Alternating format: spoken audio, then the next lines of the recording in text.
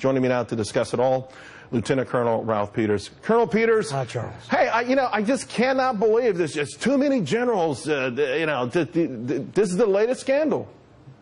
Yeah, it cracks me up, actually, because you got legions and thousands of lawyers in D.C., and that's okay, but you can't have 2 or 3 generals in the upper reaches, retired generals at the upper reaches of government. And part of the problem is the left's old canard about the military being somehow coup-prone. Since the founding of our country, not one officer has ever led anything that looked like a coup. We take an oath to the Constitution and live by it. And I am, frankly, I'm agnostic about whether or not generals should be picked to serve, because I think it depends on the best man or woman for the job. And in this case, the president-elect has picked great choices for Homeland Security and certainly for the new Secretary of Defense. I mean, these are just great men of integrity, knowledge, and skill who will do a great job.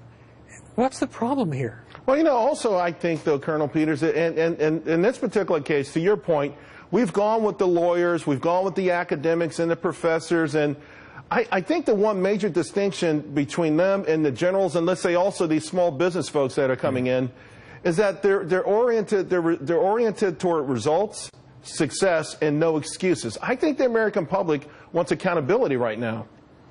Yeah, I absolutely think so. And look, I also want to be fair. There are generals and admirals I wouldn't trust with a homeless person's shopping cart. It's a matter of individuals.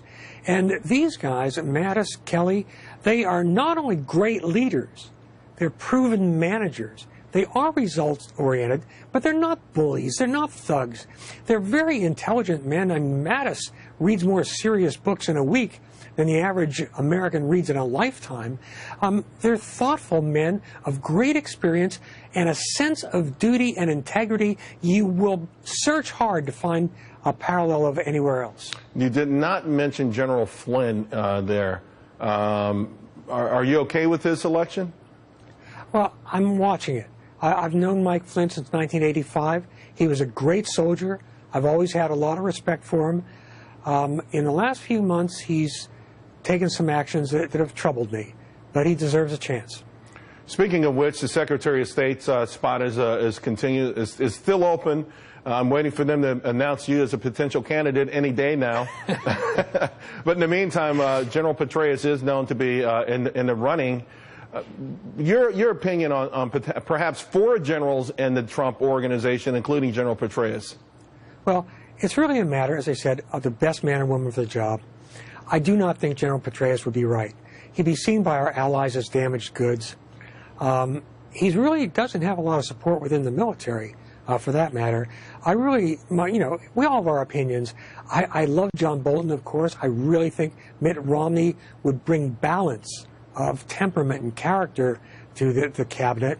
And by the way, one other thing you get with, just go back briefly to Mattis and Kelly, these men have a great working relationship.